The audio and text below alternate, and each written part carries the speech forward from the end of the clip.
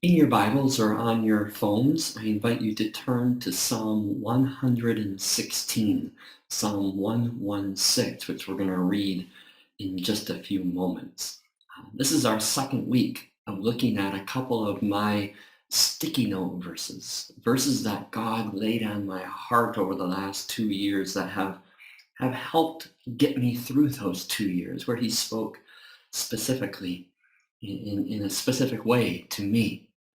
So last week we looked at Proverbs 3, verses 3 and 4, where it says, "Let love and faithfulness never leave you. Then you will win favor and a good name in the sight of God and man." And then late last summer, just last August, I was reading Psalm 116, and God brought another verse to me. It's been my sticky note verse ever since. Listen to the words of Psalm 116. I love the Lord, for He heard my voice. He heard my cry for mercy. Because He turned His ear to me, I will call on Him as long as I live. The cords of death entangled me. The anguish of the grave came over me. I was overcome by distress and sorrow. Then I called on the name of the Lord. Lord, save me. The Lord is gracious and righteous. Our God is full of compassion. The Lord protects the unwary. When I was brought low, He saved me. Return to your rest, my soul, for the Lord has been good to you. For you, Lord, have delivered me from death, my eyes from tears, my feet from stumbling, that I may walk before the Lord in the land of the living. I trusted in the Lord when I said, I am greatly afflicted. In my alarm, I said, everyone is a liar. What shall I return to the Lord for all of His goodness to me? I will lift up the cup of salvation and call on the name of the Lord. I will fulfill my vows to the Lord in the presence of all His people. Precious in the sight of the Lord is the death of His faithful servants. Truly, I am your servant, Lord. I serve you just as my mother did. You have freed me from my chains. I will sacrifice a thank offering to you and call on the name of the Lord. I will fulfill my vows to the Lord in the presence of all His people. In the courts of the house of the Lord, in your midst, Jerusalem. Praise the Lord. When I read this chapter back in August, what first caught my attention is the deep emotion found in verse 3. We don't know. I don't know exactly this psalmist's situation. We don't know what he's facing. But he's full of anguish, right? He says, the cords of death entangle me. The anguish of the grave come over me. Now, it's not necessarily saying that he is facing death itself. Instead, he's communicating some kind of great distress in his life, a sorrow, an aching, an out of control sadness, and we don't know exactly what that situation is. But I do know a bit of what he's feeling and experiencing. Right? He talks about the anguish that overcomes him. He says that he's overcome by distress and sorrow. He feels like he's drowning in frustration, in disappointment, and sadness. Whatever this distress is in his life, whatever it is that's going wrong for him, has him all tangled up inside, and it has control over him. Right? That image of the cords of death entangling him, in some ways it brings to mind, right, that being tied together and being bound like a prisoner. Or I imagine getting tangled up. My fear of drowning, one of my most frightening ways that I can imagine of dying. I read these verses getting tangled up, and I imagine being tangled with my arms and my legs and sinking down beneath the waterline and feeling trapped, right? Trapped by sorrow, disappointment, sadness, this ache.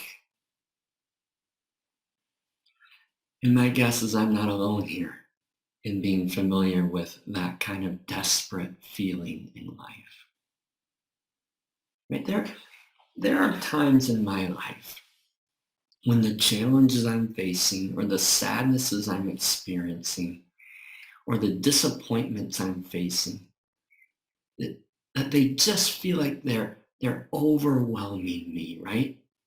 And so those challenges, those disappointments are all I can see in life. I get so tangled up in them that I can't get away from them. They're the first thought that comes to my mind when I wake up in the morning, and they're the last thought still there in my mind when I go to bed at night. And my mind and my heart can't focus on anything else except this distress, this sorrow, this sadness. And it, it feels like in my heart and mind, it just keeps pulling me deeper and deeper and deeper down. Now, let me just take a moment to clarify that some people struggle with clinical depression, right, which is a medical condition, right? Their minds do tell them that it's not possible to find any way out. But I would guess that all of us have times when we get tangled up in our discouragement, in our sadness, in our disappointments, and that often is a spiritual condition. And that's honestly where I found myself at the end of last summer. I found myself all tangled up inside. It, it really was a wonderful summer, right? We got to travel back to the States, and I got to officiate at my son's wedding, which was a great joy. I love my son. I love my new daughter-in-law, and everything went well, and it was a wonderful celebration. We had a good amount of family time while we were there, and both with Stacy's family and my family, and there was a lot of joy in that time. And then came August in Madrid, and it was hot. I realized it wasn't as hot as it usually is, but it was still plenty hot. But it wasn't the weather that affected me.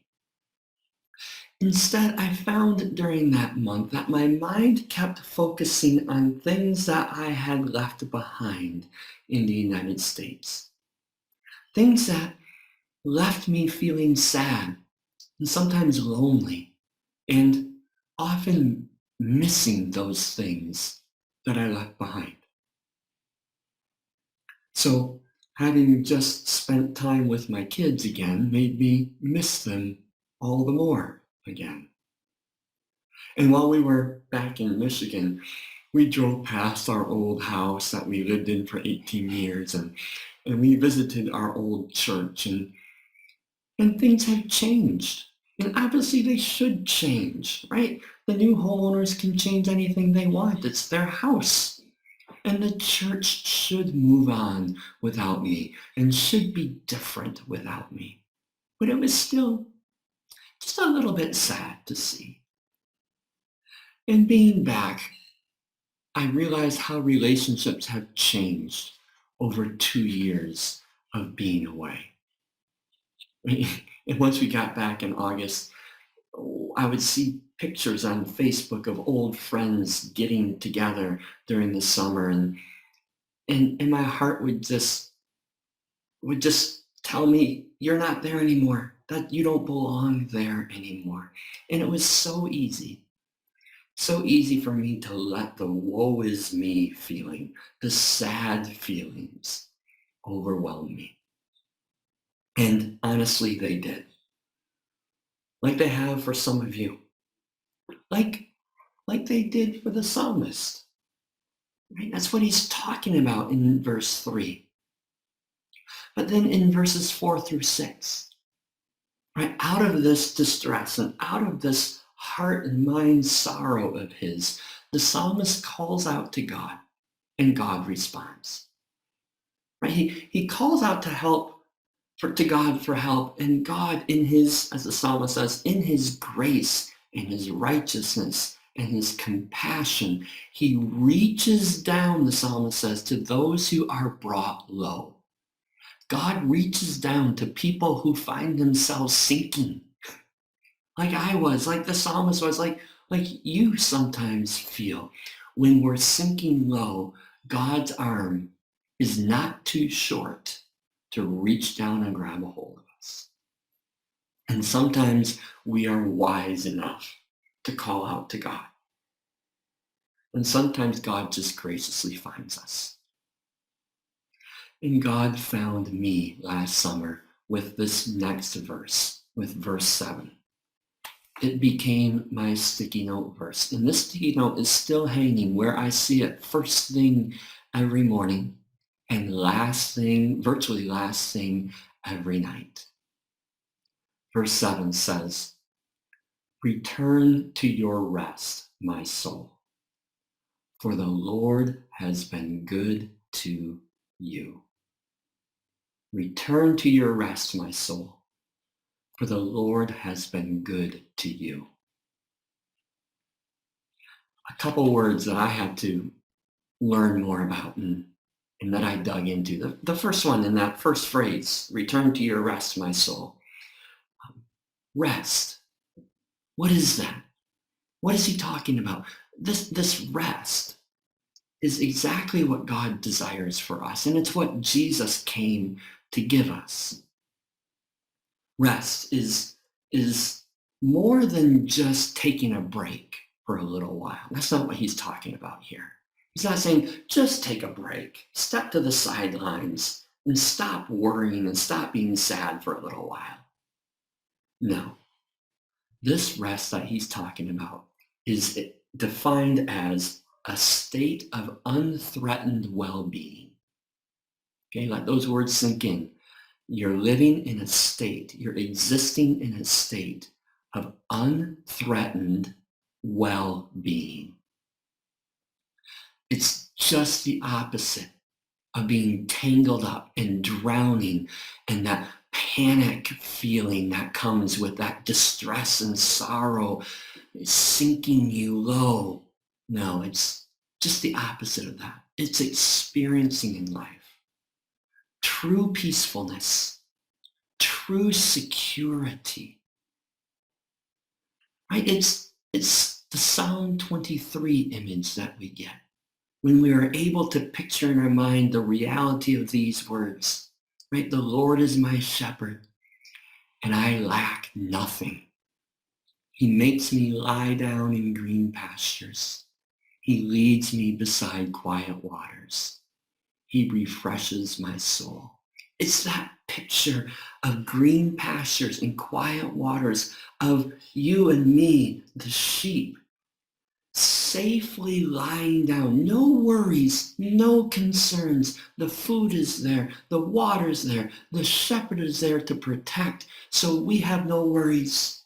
We just lie down in peace and we rest.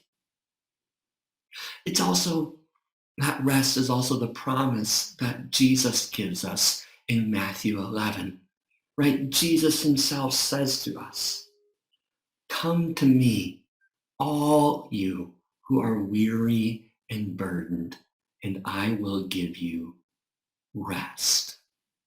Take my yoke upon you and learn from me, for I am gentle and humble in heart, and you will find rest for your soul. For my yoke is easy and my burden is light."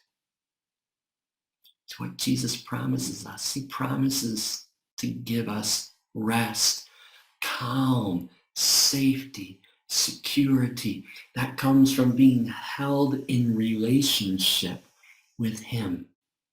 when he holds us close in his embrace, we find rest.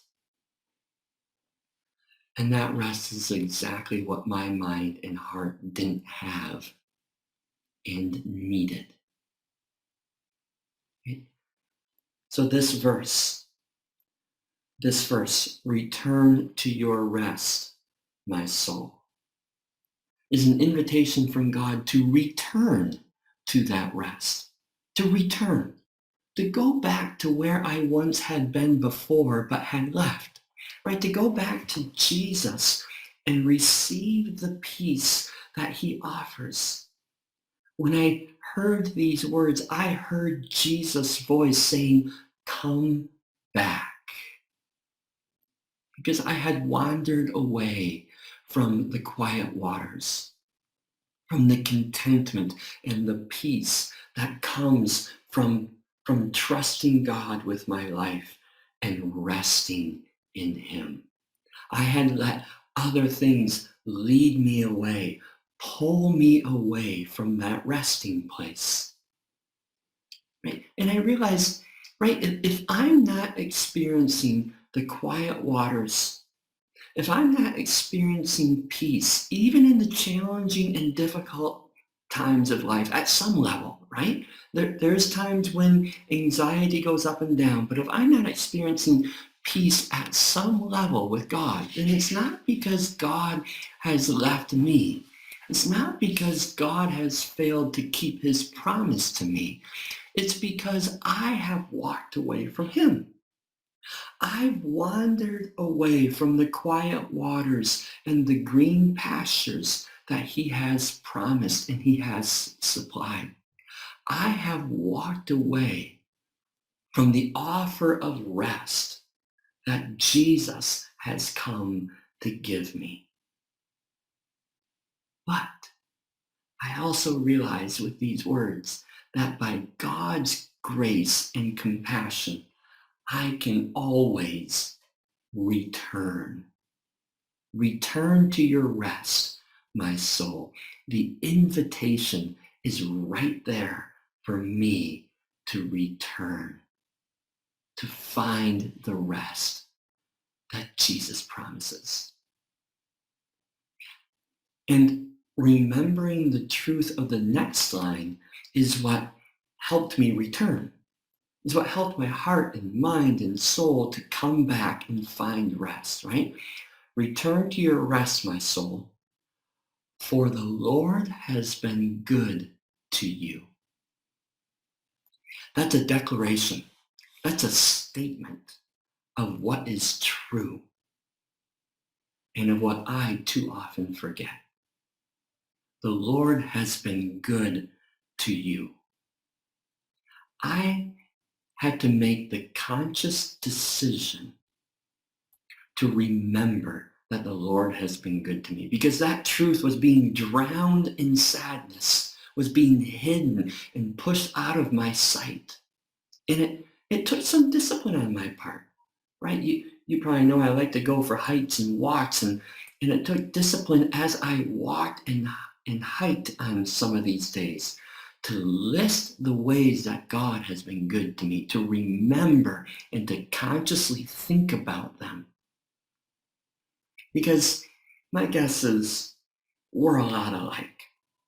And I'm always tempted when I look out at people around me to compare up, right? To look at people who have more than me or who have things better than me and want what they have, right? So I see people with nicer cars or nicer homes and my mind immediately says, boy, I wish I had that. And suddenly I'm not quite as satisfied with the place I'm living or the car I'm driving.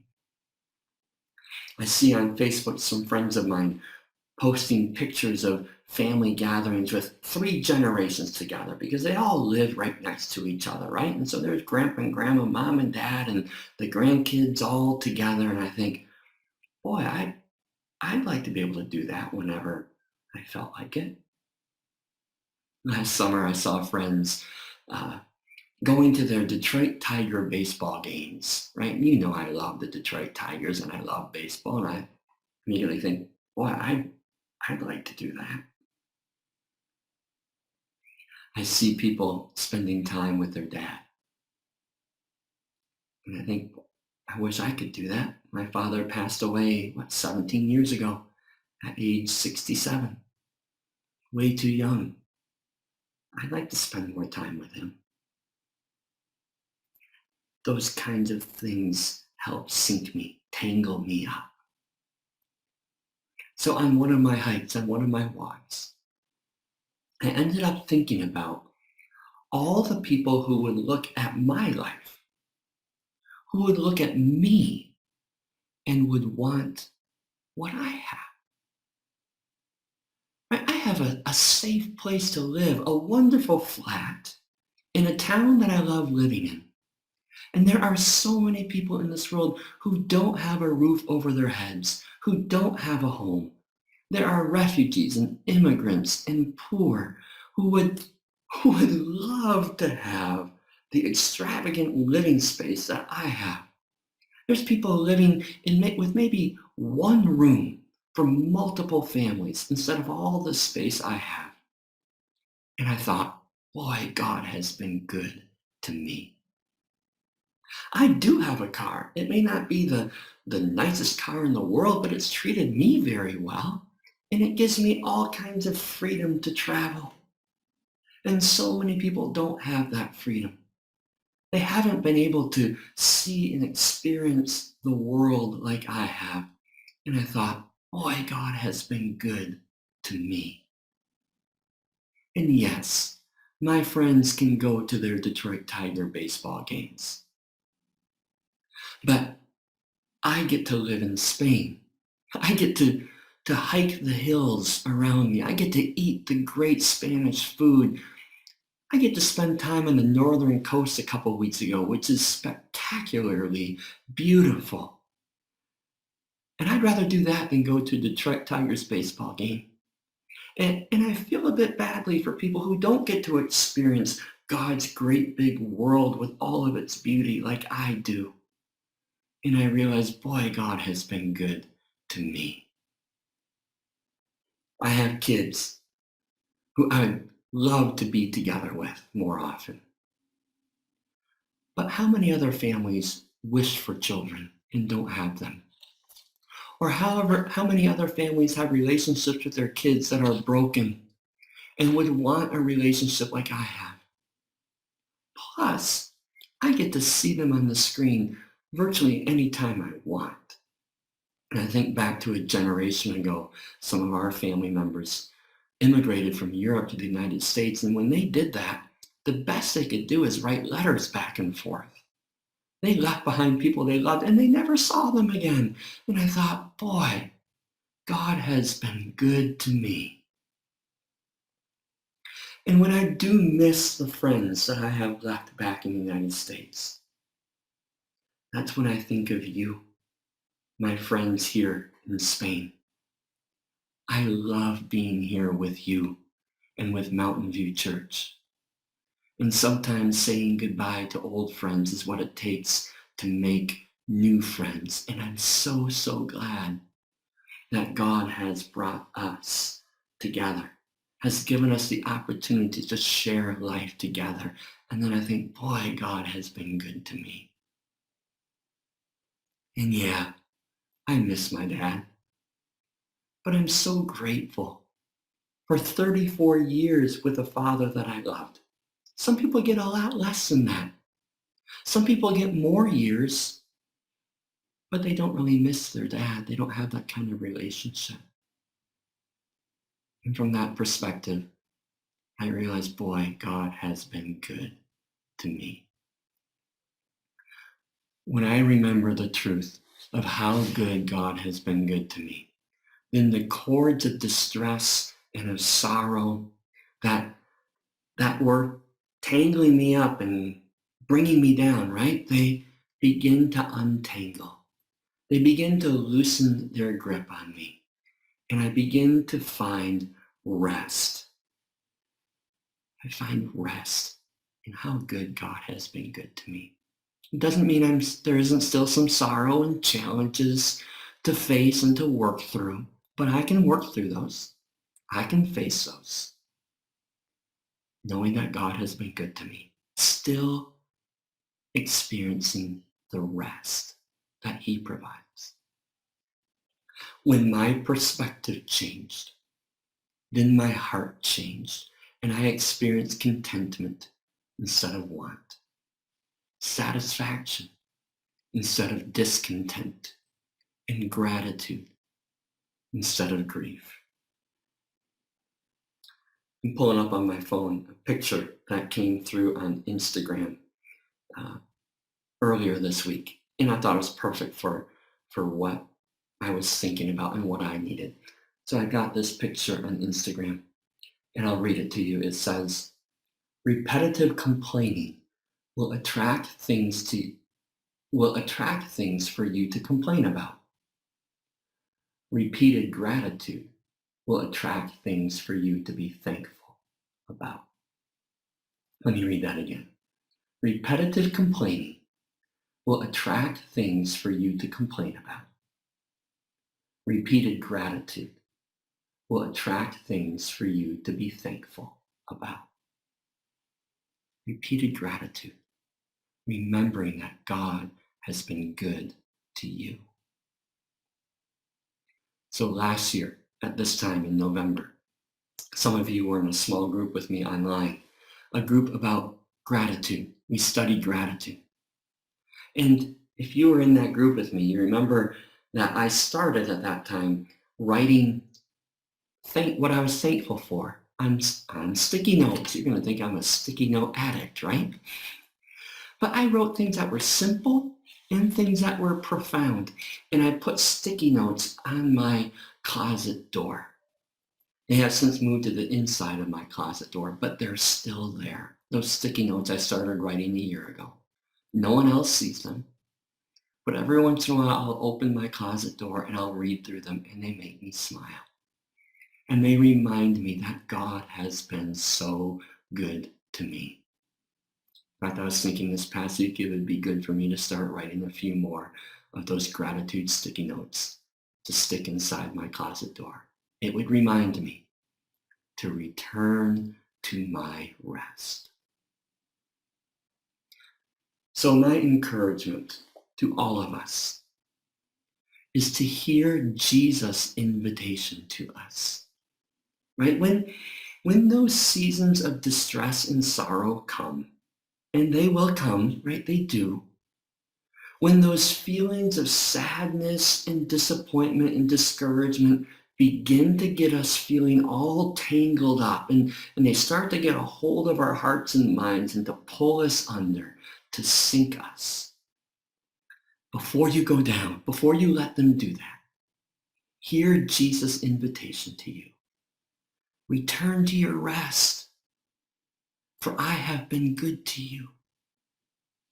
In gratitude, remember the specific ways that God has been good to you. List them. Maybe write them down somewhere. Maybe buy a pad of sticky notes and start sticking them somewhere where you'll see them. And as you do that, let God untangle your sinking mind and your sinking heart. Right? Does that mean that those disappointments won't get a hold of you? No, those disappointments come. Again, they're reality in a broken world. But it does mean that they won't sink you. It's Jesus' invitation to return to the quiet waters and green pastures, to accept the rest that he offers by stepping into relationship with him, stepping into his embrace, and to experience the safety and security and contentment that he gives. Psalm 116, verse 7. Return to your rest, my soul, for the Lord has been good to you. Amen.